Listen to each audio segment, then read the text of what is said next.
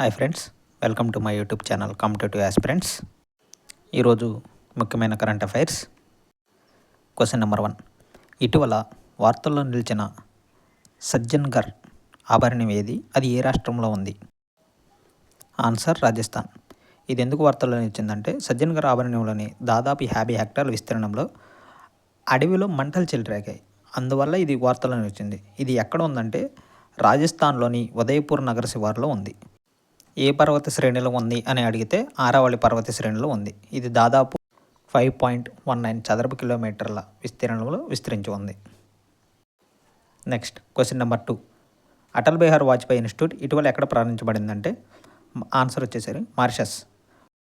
ఎవరెవరు ప్రారంభించారంటే భారత ప్రధాని నరేంద్ర మోడీ, మారిషస్ ప్రధానమంత్రి నవీన్ చంద్ర రామ్గూలం ప్రారంభించారు. ఎక్కడ అంటే మారిషస్లోని రెడ్యూట్లో. Next question number 3. మహిళా వ్యవస్థాపకుల కోసం ఎటువంటి పూచీకత్తు లేకుండా డిజిటల్ ఎస్ఎంఈ రుణం ఎస్బీఐ అస్మితను ఇటీవల ఎవరు ప్రారంభించారు అని అడిగితే ఎస్బీఐ. ఎస్ఎంఈ అనే మీనింగ్ ఏంటంటే స్మాల్ మీడియం ఎంటర్ప్రైజెస్. అంతర్జాతీయ మహిళా దినోత్సవం సందర్భంగా మహిళా వ్యవస్థాపకులు తమ వ్యాపారాలను అభివృద్ధి చేసుకోవడంలో స్టేట్ బ్యాంక్ ఆఫ్ ఇండియా సహాయపడటం కోసం ఎస్బీఐ అస్మిత అనే అనుషంగిక రహిత డిజిటల్ను స్మాల్ మీడియం ఎంటర్ప్రైజెస్ రుణోత్పత్తి ప్రారంభించింది. ఎస్బీఐ ప్రారంభించిందనమాట. అసలు ఎస్బీఐ అనేది ఏ విధంగా ఏర్పడిందంటే bank of Calcutta, bank of Bombay, bank of Madras ఈ 3 కలిపి 1921లో ఇంపీరియల్ బ్యాంక్గా ఏర్పడిందనమాట. ఈ ఇంపీరియల్ బ్యాంక్ ఆఫ్ ఇండియాను గోర్వాల కమిటీ 1953లో ఎస్బీఐకి మార్చాలని సిఫార్సు చేసింది. ఇలా సిఫార్సు చేసిన తర్వాత 1955 జూలై 1న ఎస్బీఐ తన విధులను ప్రారంభించింది. భారత్లో అతిపెద్ద ప్రభుత్వ వాణిజ్య బ్యాంకు ఏది అని అడిగితే ఎస్బీఐ. దీని యొక్క హెడ్ క్వార్టర్ వచ్చేసరికి ముంబైలో ఉంది. దీని యొక్క ప్రజెంట్ చైర్మన్ ఎవరంటే చల్లా శ్రీనివాసులు శెట్టి. ఎవరు? SBI present chairman Challa Srinivasulu Shetty.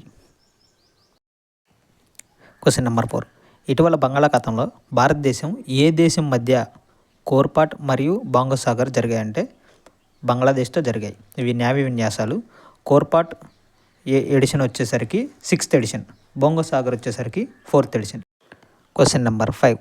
ఇటీవల మహిళల కోసం షటారా ప్రచారాన్ని ఎవరు ప్రారంభించారు అంటే స్టార్ హెల్త్. కొంచెం స్పెల్లింగ్ మిస్టేక్, స్టార్ హెల్త్.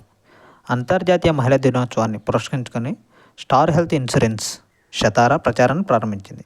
అసలు దీని ఉద్దేశం ఏంటంటే మహిళా ఆరోగ్యాన్ని ప్రోత్సహించడం కోసం, మహిళల్లో అవగాహన పెంచడం కోసం, బలమైన శ్రామిక శక్తి లక్ష్యంగా చేసుకుని మరిన్ని మహిళా ఏజెంట్లు నియమించడం కోసం స్టార్ హెల్త్ ఇన్సూరెన్స్ తమిళనాడులో షటారాను ప్రారంభించింది. Next question number 6.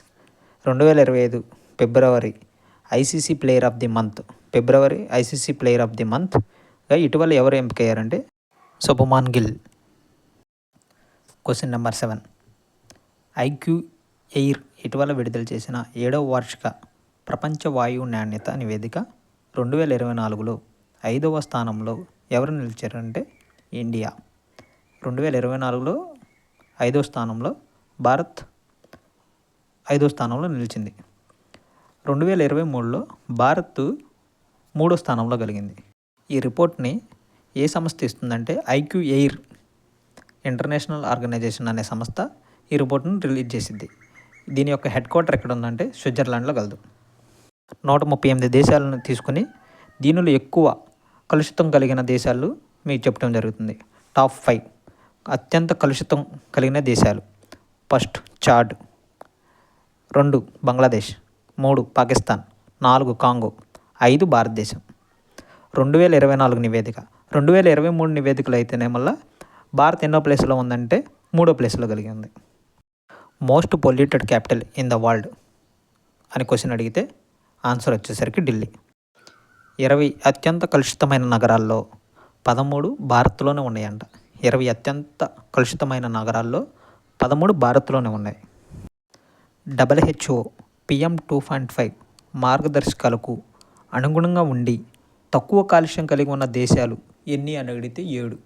అవి ఏంటంటే ఒకటి Australia, 2 New Zealand, 3 Iceland, 4 Estonia, 5 Bahamas, 6 Barbados, 7 Grenada. అసలు PM 2.5 అంటే ఏంటి అని అడిగితే పార్టికులేట్ మ్యాటర్. ధూళి కణాలు యొక్క పరిమాణం ఎంత తక్కువ ఉంటే అంత ప్రమాదకరం. Next question number 8.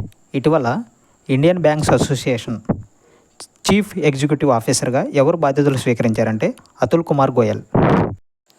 Next question number 9. Uttar Pradesh ముఖ్యమంత్రి యోగి ఆదిత్యనాథ్ ఇటీవల మొదటి స్మార్ట్ సిటీ ఆసుపత్రి మరియు పాథాలజీ కేంద్రాన్ని ఎక్కడ ప్రారంభించారంటే Jhansi city. Next question number 10. విశ్వం యొక్క మూలాన్ని వెల్లడించడానికి ఇటీవల స్పీరెక్స్ను ఎవరు ప్రారంభించారంటే నాసా. స్పీరెక్స్ అనే మీనింగ్ ఏంటంటే spectrophotometer for the history of the universe, epoch of the reionization and ices explorer. Next question number 11. ఇటీవల నో స్మోకింగ్ డే ఎప్పుడు జరుపుకున్నారు అంటే మార్చి 12. మొట్టమొదటిసారిగా 1984లో ఐర్లాండ్లో తొలిసారిగా నో స్మోకింగ్ డేను జరుపుకున్నారు. Next question number 12. T-72 tank ఇంజిన్లను అప్గ్రేడ్ చేయడానికి భారతదేశం ఏ దేశంతో $248 మిలియన్ ఒప్పందంపై సంతకం చేసింది? ఏ దేశంతో అంటే రష్యాతో చేసింది. భారతదేశం తన T-72 యుద్ధ ట్యాంకుల సముదాయం కోసం అధునాతన 1000 హార్స్ పవర్ ఇంజిన్లు కొనుగోలు చేయడానికి రష్యాకు చెందిన రోసోబోరోనెక్స్పోర్ట్తో $248 మిలియన్ ఒప్పందాన్ని కుదుర్చుకుంది. Question number 13. భారతదేశంలో మొట్టమొదటి ప్రపంచ పారా గ్రాండ్ ప్రిక్స్ ఎక్కడ జరిగిందంటే ఢిల్లీలో జరిగింది. ఇది మొట్టమొదటిసారి అనమాట భారతదేశం హోస్ట్ చేస్తుంది పారా గ్రాండ్ ప్రిక్స్. ఈ పారా గ్రాండ్ ప్రిక్స్లో 20 దేశాల నుంచి 280 మంది పార్టిసిపేట్ చేస్తున్నారు. దీంట్లో 90 ఈవెంట్లు గలవు. ఢిల్లీలోని జవహర్లాల్ నెహ్రూ స్టేడియంలో జరిగింది. కొంచెం స్పెల్లింగ్ మిస్టేక్ ఉంది, చూసుకోండి. Next question number 14. ఇటీవల క్రీడా మంత్రిత్వ శాఖ ఏ సమైక్య సస్పెన్షన్ను రద్దు చేసిందంటే wrestling federation of India. Sports minister ఎవరంటే Mansukh Mandaviya. Next question number 15. ఇటీవల భారతదేశం ఏ దేశాల నుండి ట్రైక్లోరో ఐసోసైన్యూరిక్ యాసిడ్పై యాంటీ డంపింగ్ సుంకాన్ని విధించింది అంటే చైనా, జపాన్. అసలు యాంటీ డంపింగ్ డ్యూటీ అంటే ఏంటి? దేశీయ వస్తువుల ధరల కంటే విదేశీ వస్తువుల ధరలు తక్కువగా ఉన్నప్పుడు వస్తువుల డిమాండ్ తగ్గుతుంది.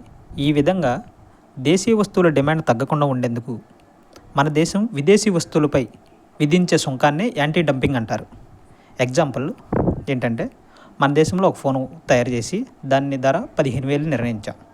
అదే ఫోను చైనాలో తయారు చేసి 10,000 నిర్ణయించారనుకో, మన దేశంలో ఉన్న ఫోను డిమాండ్ తగ్గిపోతుంది. కావున చైనా ఫోన్స్పై మన దేశం విధించే సుంకమే యాంటీ డంపింగ్ సుంకం అంటారు. Thank you.